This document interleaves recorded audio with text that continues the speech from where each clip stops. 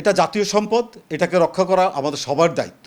আমাদের বড় চ্যালেঞ্জ হলো অত্যাধিক খরচ। সংরক্ষণের ঠিক এমন চ্যালেঞ্জের মধ্যেই এবার সংগ্রহ করতে হবে কোরবানির পশুর চামড়া। হেলাফেলা করলে চলবে না, কারণ বছরব্যাপী ট্যানারিতে দরকারি চামড়ার অর্ধেকের বেশি আসে এক কোরবানির ঈদেই। এখানে আমরা শতভাগ চেষ্টা করার পরও অত্যাধিক গরমের কারণে কিছু চামড়া হয়তো নষ্ট হতে পারে। প্রকৃতির এই বৈরিতার সঙ্গে প্রায়ই যুক্ত হয় মৌসুমি ব্যবসায়ী ও পাড়া মহল্লার কিশোর যুবকদের হিসেবের গোলমাল।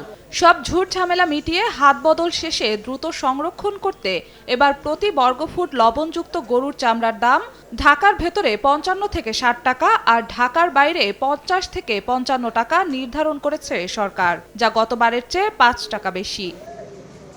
অথচ লবণ ছাড়া চামড়া নিয়ে এসেই সরকার নির্ধারিত দামের দাবি তোলেন বিক্রেতারা। এমন অভিজ্ঞতা তুলে ধরে আড়ত মালিকরা বলছেন, লবণের দাম সহ একটি মাঝারি চামড়া সংরক্ষণ করতে খরচ পড়ে যায় প্রায় ৩০০ টাকা। তাই কোরবানিদাতার কাছ থেকে চামড়া কেনার সময় হিসাব কষে কেনার পরামর্শ দিচ্ছেন তারা।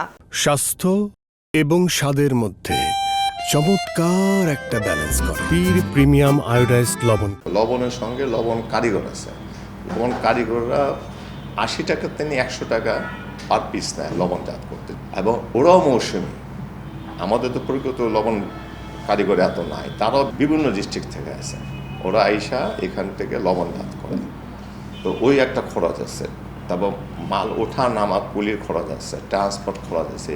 ট্যানারি মালিকদের আশ্বাস, সংরক্ষণ ভালো হলে ভালো দাম পাবেন ব্যবসায়ীরা। গরুর চামড়া কেনার সাথে সাথে ৭-৮ কেজি লবণ মেখে দেন, কিচ্ছু করা লাগবে না, শুধু মেখে দিবেন।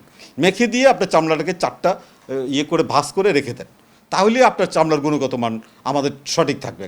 আমরা যখন ৪-৫ দিন ৭ দিন পরে গেলেও আপনার এই চামড়া নষ্ট হবে না। দেশের দ্বিতীয় বৃহত্তম রপ্তানিমুখী চামড়া শিল্পে দরকারি এই কাঁচামাল সংরক্ষণে জটিলতা এড়াতে অন্য জেলার চামড়া অন্তত ৭ দিন ঢাকার ভেতরে প্রবেশ করতে দেয়া হবে না বলে জানিয়েছে বাণিজ্য মন্ত্রণালয়। এবছর জেলা প্রশাসনের মাধ্যমে আমরা মসজিদ মাদ্রাসায় যারা এই চামড়াগুলো সংরক্ষণ করে তাদের আমরা বিনা পয়সায় লবণ দিয়েছি। আমাদের মূল টার্গেটটা হলো এই চামড়াটাকে সঠিক সময় প্রিজার্ভ করা, এবং এই চামড়াটা ঢাকার বাইরে যাবে না, বাইরে থেকে কোনো চামড়া আসবে না।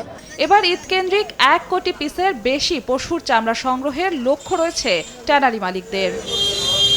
জিন্নাতারা জশোয়া, সময় সংবাদ, ঢাকা।